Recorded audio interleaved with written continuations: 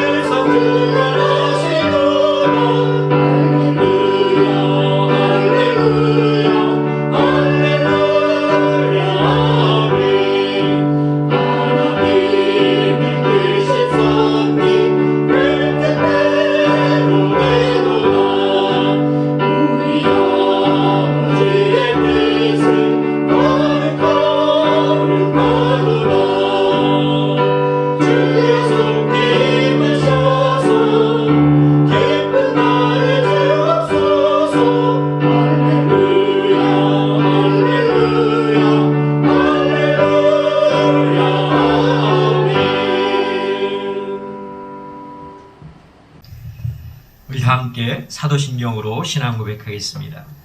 나는 전능하신 아버지 하나님 천지의 창조주를 믿습니다.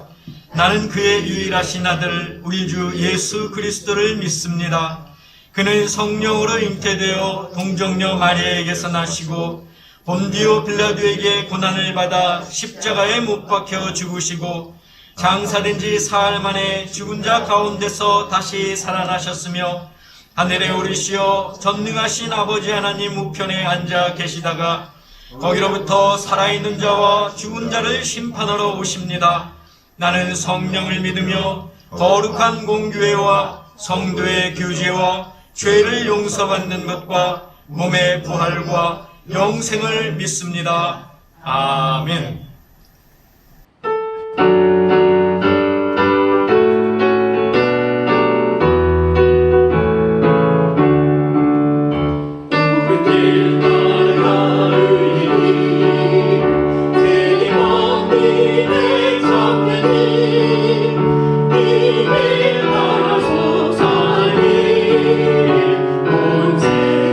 전하세 만 백성이나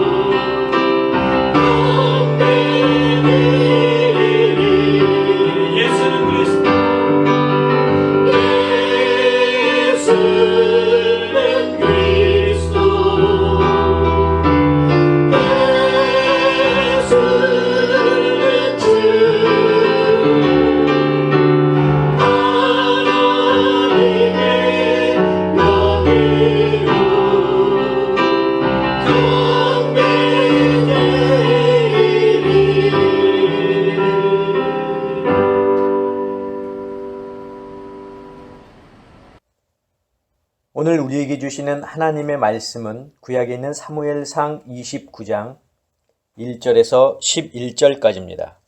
제가 봉독하겠습니다. 블레셋 사람들은 그들의 모든 군대를 아벡에 모았고 이스라엘 사람들은 이스라엘에 있는 샘 곁에 진쳤더라. 블레셋 사람들의 수령들은 수백 명씩 수천 명씩 인솔하여 나아가고 다윗과 그의 사람들은 아기스와 함께 그 뒤에서 나아가더니 블레셋 사람들의 방백들이 이르되 이 히브리 사람들이 무엇을 하려느냐 하니 아기스가 블레셋 사람들의 방백들에게 이르되 이는 이스라엘 왕 사울의 신하 다윗이 아니냐. 그가 나와 함께 있은지 여러 해로되 그가 망명하여 온 날부터 오늘까지 내가 그의 허물을 보지 못하였노라. 블레셋 사람들의 방백들이 그에게 노한지라. 블레셋 방백들이 그에게 이르되 이 사람을 돌려보내어 왕이 그에게 정하신 그 처소로 가게 하소서. 그는 우리와 함께 싸움에 내려가지 못하리니 그가 전장에서 우리의 대적이 될까 하나이다. 그가 무엇으로 그 주와 다시 화합하리이까? 이 사람들의 머리로 하지 아니하겠나이까? 그들이 춤추며 노래하여 이르되 사울이 죽인 자는 천천히요 다윗은 만만이로다 하던 그 다윗이 아니니까 하니 아기스가 다윗을 불러 그에게 이르되 여호와께서 살아계심을 두고 맹세하노니 네가 정직하여 내게 온 날부터 오늘까지 네게 악이 있음을 보지 못하였으니 나와 함께 진중에 출입하는 것이 내 생각에는 좋으나 수령들이 너를 좋아하지 아니하니 그러므로 이제 너는 평안히 돌아가서 블레셋 사람들의 수령에게 거슬러 보이게 하지 말라 하니라. 다윗이 아기스에게 이르되 내가 무엇을 하였나이까? 내가 당신 앞에 오늘까지 있는 동안에 당신이 종에게서 무엇을 보셨기에 내가 가서 내 주 왕의 원수와 싸우지 못하게 하시나이까 하니 아기스가 다윗에게 대답하여 이르되 네가 내 목전에 하나님의 전령같이 선한 것을 내가 아나 블레셋 사람들의 방백들은 말하기를 그가 우리와 함께 전장에 올라가지 못하리라 하니 그런즉 너는 너와 함께 온 네 주의 신하들과 더불어 새벽에 일어나라. 너희는 새벽에 일어나서 발거든 곧 떠나라 하니라. 이에 다윗이 자기 사람들과 더불어 아침에 일찍이 일어나서 떠나 블레셋 사람들의 땅으로 돌아가고 블레셋 사람들은 이스라엘로 올라가니라. 아멘. 기도하겠습니다. 사랑의 아버지 하나님 감사합니다. 오늘도 주님 앞에 나올 수 있게 하시고 또 주님의 말씀을 듣게 하시니 감사합니다. 오늘도 저희에게 주시는 말씀 통해서 하나님의 음성을 듣게 하시고 오늘도 저희에게 생명과도 같은 이 말씀 따라 사는 저희들 될 수 있도록 순종하는 마음을 더하여 주시옵소서. 예수 그리스도의 이름으로 기도하옵나이다. 아멘. 사랑하는 성도 여러분, 지난 한 주간 우리가 하나님의 귀한 백성으로서의 삶을 누리며 사셨습니까? 우리가 살아감에 있어서 우리의 하나님 되시는 그분을 항상 바라보고 또 그 말씀에 우리가 따라 사는 저희들 모두가 되시기를 주님의 이름으로 부탁을 드립니다. 자, 우리는 지난주에 블레셋의 공경으로 다급해진 이 사울이 하나님께 물었지만 하나님은 꿈으로도 또 우림으로도 예언자로도 아무런 대답이 없자 급기야 세상적인 방법을 찾게 되는데 바로 무당을 찾아간 그 이야기에 대해서 저희들이 들었습니다. 자, 사울은 이 신접한 여인이 불러올린 영이 진짜 사무엘인 줄 알고 그에게 어찌 해야 될지를 물었지만 돌아온 대답은 이스라엘의 승리가 아닌 자신의 죽음에 대한 응답뿐이었습니다. 게다가 사울에게 호통을 치며 말한 영은 사무엘의 영이 아니라 자신의 신분은 속인 채 사무엘의 모습으로 나타난 사탄이었습니다.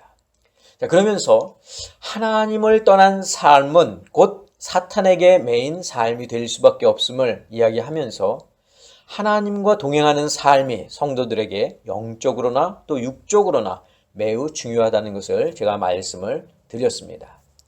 자, 오늘 본문은 하나님께 묻지 않고 혼자만의 결정으로 무리를 이끌고 블레셋의 가드 왕에게 간 이 다윗이 왕의 신임을 얻게 되지만 그 일로 다윗은 곧 곤경에 처하게 됩니다. 왜냐하면 이 아기스 왕이 이스라엘과의 전쟁에 다윗과 그의 추종자들도 함께 나가자고 했기 때문입니다. 자, 당시 블레셋은 5개의 도시 국가로 연합된 연방 국가였습니다. 한마디로 5개의 부족이 각기 지도자를 두고 있었지만 그 중에서 한 명을 이 5개 부족을 대표하는 왕으로 선출을 한 겁니다. 그 5개 부족의 도시는 가사, 가드, 아스글론, 아스돗, 그리고 에글론이었는데 성경에서는 이 부족의 지도자들을 방백으로 번역하고 있습니다. 자, 방백들은 자기의 부족을 통치했지만 블레셋 전체가 연합하여 어떤 일을 행할 때에는 방백들이 모여서 회의를 통해 결정을 했는데 그리고 그 방백들 가운데 회의의 대표자를 한 명 선출하였는데 당시에는 가드의 왕인 아기스가 이 블레셋의 대표를 맡고 있었습니다. 자, 대표는 말 그대로 대표일 뿐 블레셋 전체를 총괄할 수 있는 힘은 없었습니다. 자, 오늘 본문에서 보면 알 수 있듯이 아기스 왕은 다윗과 그 무리를 이스라엘과의 전쟁에 참여시키기를 원했지만 다른 방백들이 반대하는 바람에 어쩔 수 없이 다윗을 시글락으로 돌려보내게 됩니다. 자, 사실 다윗이 아기스 왕과 함께 전쟁에 나가서 이스라엘을 대항해 싸운다고 하는 것은 다윗에게는 정말 큰 위기였습니다. 일단 어쩔 수 없이 블레셋의 진영인 지금 아벡까지 나오기는 했지만 아기스의 출정 명령이 떨어지면 다윗은 오도 가도 못하는 신세가 됩니다. 왜냐하면 전쟁에 나가 싸우는 것도 다윗에게 문제고 또 왕의 명령을 따르지 않는 것도 다윗에게 문제가 되었기 때문입니다. 자, 이스라엘과 대항해서 싸우게 되면 자기의 민족을 배반하는 꼴이 되고 또 이스라엘 백성들을 죽여야 되는데 그렇게 되면 이스라엘의 왕으로 기름 부음을 받은 다윗은 더 이상 이스라엘의 왕이 될 자격이 없는 거죠. 왕을 포기해야 되는 겁니다. 그것은 또 하나님이 세우신 뜻을 저버리는 행위가 되기도 합니다.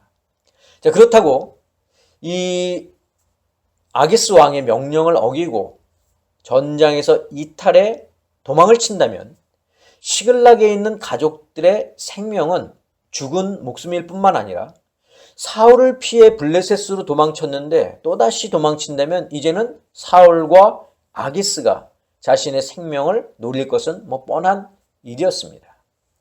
자, 사울을 피해서 살고자 했던 다윗의 경솔한 결정은 이제 자신과 무리를 진퇴양난의 그 수렁에 빠뜨리고 말았습니다. 하나님께 묻지 않고 위급한 상황을 모면해 보려는 다윗의 섣부른 판단이 불러온 결과입니다. 자, 우리는 살면서 크고 작은 일들을 결정해야 하는 그런 상황에 직면할 때가 있습니다. 그리고 그 일들을 결정할 때 나의 경험이나 지식에 근거해서 판단하는 경우가 많이 있습니다. 물론 내 경험과 지식에 따라 어떤 일을 결정해야 하는 경우도 있죠. 가령 어느 목적지를 갈 때 갈림길에서 고속도로로 갈 것인지 아니면 일반 국도를 따라서 갈 것인지 결정하는 것은 나의 경험에 따라서 우리가 선택을 하게 됩니다. 이것을 놓고 우리가 하나님께 묻지는 않습니다. 자, 그러나 다윗처럼 블레셋의 길로 갈지 아니면 이스라엘에 남아있을지를 결정할 때는 자신의 결정보다는 어떤 경험에 따른 결정보다는 하나님께 먼저 묻는 것이 옳았습니다. 여러분, 우리가 하나님께 먼저 물어야 하는 이유는 하나님께서 우리를 바르고 안전한 길로 인도해 주실 수 있기 때문입니다. 하나님이 가르쳐 주신 길은 의의 길이고 또 진리의 길입니다. 그분만이 우리를 생명의 길로 인도하실 수 있기 때문에 우리는 먼저 하나님께 물어야 하는 겁니다. 하지만 하나님이 알려주신 길이 바르고 안전한 길이라고 해서 고난과 시련이 없는 것은 아닙니다. 때론 하나님이 가르쳐 주신 길이 고난과 시련의 길일 수도 있습니다. 가르쳐 주신 길이 좁고 험난한 길일 수 있다는 겁니다. 이처럼 하나님이 우리를 그 길로 인도하시는 것은 하나님의 또 다른 뜻이 있기 때문입니다.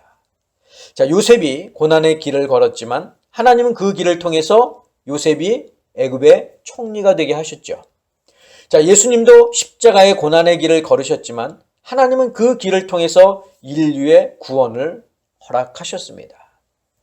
다윗은 하나님께 묻는 사람이었습니다. 매사에 하나님께 묻고 또 하나님의 말씀에 따랐던 사람입니다. 그런데 블레셋으로 갈 때는 그렇게 하지 못했습니다. 이 부분이 좀 아쉽기는 합니다. 자, 하나님께 묻는 것도 중요하지만 또 응답받은 것에 순종하는 것도 중요합니다. 우리가 하나님께 물어야 하는 또 다른 이유가 바로 이것인데, 순종한다는 것은 하나님을 나의 주권자로 인정한다는 겁니다. 하나님을 나의 주권자로 믿고 또 응답받은 것에 의심 없이 그분을 신뢰하고 그분의 뜻에 따라 순종하며 따르는 것, 이것이 바로 우리 성도들의 의무라는 거죠. 저는 우리 아름다운 교회 성도 여러분들이 하나님께 묻고 또 응답받은 것에 대해서 의심 없이 전적으로 순종하며 주님의 이름으로 하나님의 그 길을 따르는 저희들이 될 수 있기를 간절히 부탁을 드립니다. 자, 진퇴양난에 있는 다윗. 그러나 하나님은 다윗을 버리지 않으셨습니다. 사울과는 정반대입니다. 사울은 버리셨지만 다윗은 버리지 않으셨습니다. 비록 하나님께 묻지 않고 행했던 다윗의 결정이 하나님 보시기에 좋지는 않았지만 그래도 다윗은 평소에 하나님의 말씀에 잘 순종하는 사람이었기 때문에 하나님은 그를 도우셨습니다. 자, 다윗 혼자의 힘으로 해결할 수 없는 문제였지만 하나님은 그 문제를 속 시원하게 해결해 주셨습니다. 바로 블레셋의 방백들을 도구로 사용하신 겁니다. 다윗은 전쟁에 참여해도 참여하지 않아도 문제가 되는 상황이었습니다. 그런데 하나님께서 블레셋의 방백들을 사용하셔서 다윗이 위기 속에서 나올 수 있도록 인도해 주신 겁니다. 블레셋의 방백들은 다윗이 전쟁에 참여하는 것을 못마땅하게 생각했습니다. 그들은 다윗을 사울의 신하로 생각하고 있었습니다. 싸움터에 함께 가면 언제든 돌변해서 우리의 적이 될 수 있다는 것이 그들의 주장이었습니다.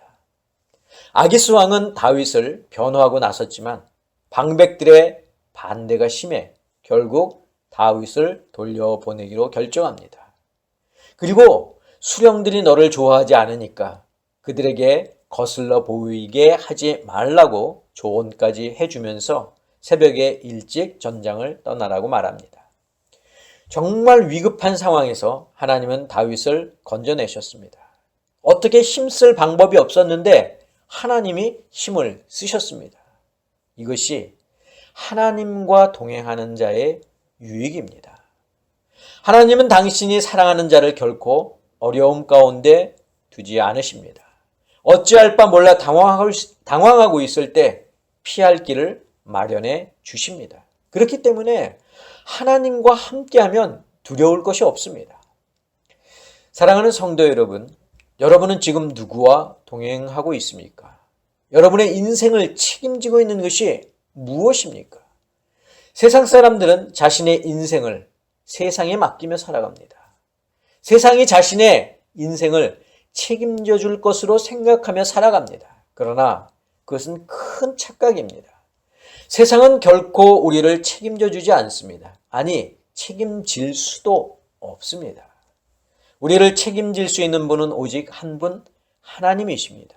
그분이 우리를 창조하셨고 우리의 아버지가 되시기 때문에 우리를 책임질 수 있는 겁니다. 그래서 하나님은 두려워하지 말라고 말씀하셨고 예수님도 평안을 너희에게 끼치노니 내 안에서 평안을 누리라고 말씀하신 것입니다. 자, 그래서 다윗은 하나님을 뭐라고 고백합니까? 나의 산성, 나의 피난처, 나의 목자로 고백하지 않습니까? 예수님도 스스로를 선한 목자라고 말씀하셨습니다. 사랑하는 성도 여러분, 하나님이 나의 산성이시고 예수님이 나의 목자 되심을 여러분들 감사하시기를 바랍니다. 이것보다 더한 복이 어디 있으며 이보다 더 안전하고 확실한 안식처가 어디에 있겠습니까? 자, 다윗은 자신과 무리의 안전을 위해서 블레셋으로 도망쳤지만, 그래서 일단은 목숨을 건졌다고 생각했지만 뜻하지 않은 어려움을 당하게 되었고, 하나님은 그 어려움을 해결해 주셨습니다. 그러나 자칫 다윗의 잘못된 개인적인 판단으로 인해서 하나님의 뜻이 무산될 뻔했습니다. 다윗을 향한 하나님의 계획은 단지 그가 이스라엘의 왕이 되는 것이 아니었습니다. 다윗의 혈통을 통해서 세상을 구원할 구세주가 오는 데까지 가는 것, 이것이 바로 하나님의 뜻이었죠. 그런데 블레셋과 더불어 이스라엘을 대항해 싸우면 이스라엘의 왕이 되지 못하게 될 것이고, 또 그렇다고 블레셋을 공격하게 되면 시글락에 있는 가족들의 안전은 물론 자신의 안전도 보장받을 수 없게 되고, 이것도 저것도 할 수 없는 상황이 되고 말았습니다. 그런데 하나님은 다윗을 곤경에서 구하셨을 뿐만 아니라 당신의 계획도 차질 없이 진행되도록 하셨습니다. 다윗이 망쳐놓은 하나님의 계획을 하나님은 다시 바로 잡아 놓으신 겁니다. 이스라엘 백성들도 그랬죠. 출애굽한 이스라엘 백성들을 하나님께서 가나안 땅으로 들이신 이유가 무엇 때문입니까? 아브라함에게 하신 약속을 지키기 위함도 있지만, 하나님은 이스라엘 백성들을 여러 민족 가운데서 선택하셔서 가나안 땅에 정착해 사는 동안 하나님의 백성으로 훈련시키고 잘 훈련된 그들이 세상의 축복의 통로가 되게 하는 것, 이것이 하나님의 계획이었지 않습니까? 그러나 이스라엘 백성은 하나님의 선민이라고 하는 자부심만 있었지 하나님의 말씀에 따라 살지 못했고, 오히려 하나님 앞에서 영적인 간음을 하는 그러한 죄를 범하면서 하나님의 심판을 받음으로 하나님의 계획이 무산되는 듯 보였습니다. 자, 그러나 하나님은 당신의 계획을 이루시기 위해서 어떻게 하셨습니까? 먼저 된 자들, 즉 이스라엘 백성들이 아니라 나중된 자들, 즉 이방인들을 통해서 세상의 축복의 통로가 되게 하셨습니다. 이런 역사적인 사실을 볼 때 하나님은 당신의 계획을 반드시 이루시는 분임을 우리는 알 수 있습니다. 인간들이, 심지어 사탄이 그 계획을 망쳐놓으려 하고 설령 망쳐놓았다 하더라도 하나님은 그 계획을 포기하지 않으십니다. 자, 사탄은 가룟 유다를 통해 예수님을 유대인의 손에 팔게 하고, 또 로마법을 이용해서 예수님을 십자가에 죽게 했지만, 그렇게 되면 만물을 계승할 자가 없어지고 자신이 세상의 주인이 될 것으로 생각했지만, 하나님은 예수 그리스도를 부활을 통해 사탄의 계략을 모두 무너뜨리시고 인류의 구원이라고 하는 당신의 계획을 완성하셨습니다. 이것은 마치 경기가 우리 팀의 승리로 끝난 스포츠와도 같습니다. 예를 들어 설명하자면, 우리 팀이 축구 경기를 하는데 상대 팀에게 지금 4대3으로 이겼습니다. 그런데 결과만 알 뿐 내용을 알지 못한 어떤 사람이 재방송을 보고 있습니다. 우리 팀이 0대3으로 지고 있는데 이제 시간은 채 10분도 남지 않았습니다. 자, 그렇다면 그 사람은 마음을 졸이면서 경기를 시청하겠습니까? 결코 그렇지 않죠. 이미 경기가 우리 팀의 승리로 끝난 것을 알고 있기 때문에 마음을 졸이며 볼 필요가 없다는 겁니다. 0대3으로 지고 있기는 하지만 남은 10분의 경기 동안 반칙으로 부상도 당하고 또 경고도 먹고 퇴장을 당해서 10명의 선수가 뛸지언정 결코 마음을 졸이며 보지 않는다는 겁니다. 왜 그렇습니까? 이미 결과를 알고 있기 때문이라는 거예요. 우리도 마찬가지입니다. 예수님은 이 땅에 오셔서 십자가의 죽음과 부활을 통해 모든 것을 이기고 구원을 완성하셨습니다.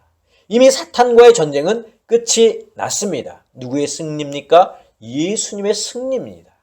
하지만 예수님이 다시 재림지로 오시는 그날까지 사탄의 공격은 계속될 것입니다. 사탄의 공격과 유혹으로 성도들은 고난을 받기도 하고 어려움을 겪기도 할 것입니다. 하지만 두려울 것이 없습니다. 왜냐하면 우리는 이미 결과를 알고 있기 때문입니다. 예수 그리스도의 승리라는 거죠. 사랑하는 성도 여러분, 우리를 향한 하나님의 계획은 변함이 없습니다. 우리를 향한 하나님의 사랑에도 아무런 문제가 없습니다. 하지만 의인이었던 욥에게 고난과 시련을 주셨던 것처럼 우리에게도 하나님은 고난과 시련을 주기도 하십니다. 그것이 하나님의 뜻이고 그 뜻을 이루어 가시는 하나님의 방법입니다. 우리에게 필요한 것이 있다면 하나님이 주시는 고난과 어려움 속에서도 하나님의 뜻을 기억하며 주님과 동행하는 믿음의 자세입니다. 사랑하는 성도 여러분, 저는 우리 아름다운 교회 성도 여러분들이 이런 하나님의 마음을 깨달아 알고 그분의 뜻 안에서 온전한 믿음으로 하나가 되어 함께 나아가는 믿음의 귀한 성도들이 되시기를 주님의 이름으로 간절히 축원합니다. 기도하겠습니다. 사랑의 아버지 하나님, 감사합니다. 오늘도 하나님의 뜻을 헤아릴 수 있는 저희들이 되게 하시니 감사합니다. 우리의 삶 속에서 우리가 경험하는 여러 가지 일들 속에서 우리가 하나님의 뜻을 발견할 수 있도록 도와주시고 그 하나님의 뜻을 우리가 기억하며 믿음으로 나아가는 저희들 모두가 되게 하여 주시옵소서. 이제는 우리 주 예수 그리스도의 은혜와 하나님의 그 크신 사랑하심과 성령님의 역사하심이 오늘 말씀을 듣고 하나님의 뜻에 따라 함께 나아가기를 다짐하는 사랑하는 당신의 성도들 머리 위에, 저희들의 가정 위에, 건강 위에, 자녀들 위에, 직장과 사업과 일터 위에 지금부터 영원까지 함께 하옵시기를 간절히 축원하옵나이다. 아멘.